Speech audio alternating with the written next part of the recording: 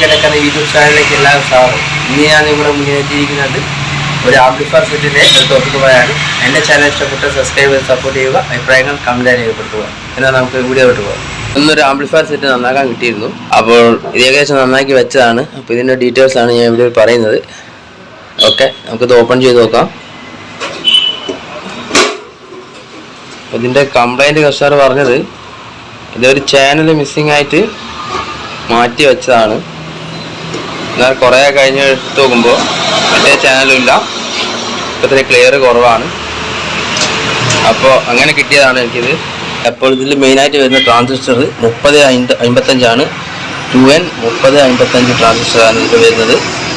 ഇതിൽ വരുന്ന transistor BD 140 പിന്നെ BD 139 എന്ന് പറയുന്ന ട്രാൻസിസ്റ്റർ ഇതിൽ വരുന്നുണ്ട്. അപ്പോൾ ഇതിൽ മെയിനായിട്ട് പ്രശ്നങ്ങൾ എന്ന് പറഞ്ഞാൽ സൗണ്ട് ക്ലാരിറ്റി ഇല്ല, അതുപോലെ തന്നെ ഒരു ചാനൽ ഇല്ല എന്നൊക്കെയാണ് കംപ്ലൈൻറ്റ്. അപ്പോൾ ഞാൻ നോക്കുമ്പോൾ ഇത് കംപ്ലീറ്റ് നന്നാക്കി വെച്ചതാണ്. അപ്പോൾ ഇതിൻ്റെ ഓരോ ഓംസിൻ്റെ രജിസ്റ്റർ ഉണ്ട്, 5 വാട്ടിൻ്റെ ഫ്യൂസിബിൾ രജിസ്റ്റർ. അത് ഇതുപോലെ പൊട്ടി ഡാമേജ് ആയിട്ട് അതെല്ലാം കൂടി ഫ്യൂസായി പോയിരുന്നു. അപ്പോൾ ഒരു കാരണം അതായിരുന്നു. പിന്നെ ചാനൽ ആദ്യം വർക്ക് ചെയ്യാത്ത ഒരു പ്രശ്നം ഉണ്ടായിരുന്നു. അപ്പോൾ ഈ ഒരു കാരണത്തിൽ ഈ ട്രാൻസിസ്റ്റർ BD 139 140 ട്രാൻസിസ്റ്റർ മാറ്റി. അപ്പോൾ അതിൻ്റെ കാര്യത്തിൽ ഓക്കെയാണ്. പക്ഷേ അതിന് മുന്നേ കുറേ കംപ്ലൈൻറ്റ് വന്നിരുന്നു. ഇതിലേക്ക് ഈ പാനലിലേക്കുള്ള 5 വോൾട്ട് സപ്ലൈൻ്റെ പ്രശ്നം ഉണ്ടായിരുന്നു. അതുപോലെ തന്നെ ഇതിലേക്കുള്ള 12 വോൾട്ടിൻ്റെ റെഗുലേറ്ററിന് പ്രശ്നം ഉണ്ടായിരുന്നു. റെഗുലേറ്റർ കേട് വന്നിരുന്നു. അപ്പോൾ അത് ഷോർട്ടായിരുന്നു, അപ്പോൾ ചീറ്റായിരുന്നു. അപ്പോൾ അത് മാറ്റി. അത് കുറേ എടുക്കാണ്ട് വെച്ചതിനെ കൊണ്ട് അതിന് കംപ്ലൈൻറ്റ് ഉണ്ടായിരുന്നു. അടുത്തത് ഞാൻ പറഞ്ഞ ഈ ഒരു BD 140 139 ട്രാൻസിസ്റ്റർ ഇതിൽ ചേഞ്ച് ചെയ്ത്, അതുപോലെ തന്നെ ഈ ഒരു ഫ്യൂസിബിൾ റെസിസ്റ്റൻസ് 5 വാട്ട് ഓരോ ഓംസിൻ്റെ ഫ്യൂസിബിൾ റെസിസ്റ്റൻസ് ഈ 4 എണ്ണം പുതിയത് ഇട്ടു.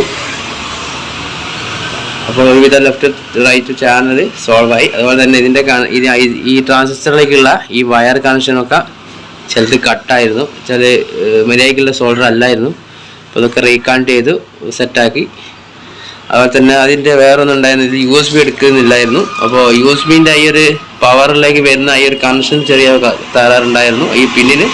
അപ്പോൾ അത് ഞാൻ അവിടെ പിന്ന് കിട്ടായിട്ട് ഞാൻ അവിടെ സോൾഡർ ചെയ്ത് പിടിപ്പിച്ചാണ്. ഈ ഒരു ഭാഗത്ത് ഈ ഒരു പാനലിലേക്ക് വരുന്ന ഈ ഡിജിറ്റൽ പാനലിലേക്ക് വരുന്ന ഈ ഒരു ഭാഗമാണ്. അതുപോലെ തന്നെ ഈ ഒരു USB സ്വിച്ചിന് കംപ്ലൈൻറ്റ് ഉണ്ടായിരുന്നു, അതൊക്കെ ഒന്ന് സോൾവ് ചെയ്ത് വെച്ചാണ്.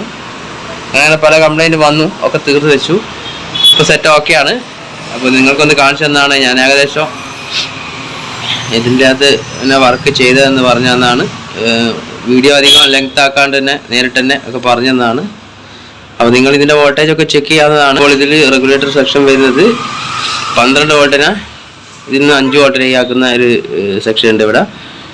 ഈ കാണുന്നത് 12 വോൾട്ട് റെഗുലേറ്ററാണ്, ഈ കാണുന്നത് 5 വോൾട്ടാണ്. ആ 5 വോൾട്ട് റെഗുലേറ്ററാണ് നമ്മൾ ഈ പാനലിലേക്ക് നേരത്തെ പറഞ്ഞോണം പാനലിലേക്കുള്ള സപ്ലൈ കൊടുക്കുന്നത്. ഇതിൻ്റെ സ്പീക്കറിൻ്റെ ഈ ഒരു സോക്കറ്റ് പോയിരുന്നു, അപ്പോൾ അത് ചേഞ്ച് ചെയ്താണ് പുതിയതാണിത്. ഓക്കെ, അപ്പോൾ സെറ്റ് നല്ലോണം വർക്ക് ചെയ്യുന്നുണ്ട്. അപ്പോൾ എൻ്റെ ചാനൽ ഇഷ്ടപ്പെട്ടാൽ സബ്സ്ക്രൈബ് ചെയ്ത് സപ്പോർട്ട് ചെയ്യുക, അഭിപ്രായങ്ങൾ കമൻറ്റ് രേഖപ്പെടുത്തുക. എന്നാൽ നമുക്ക് അടുത്ത വീഡിയോ കാണാം. എല്ലാവർക്കും ശുഭദിനം നേരുന്നു.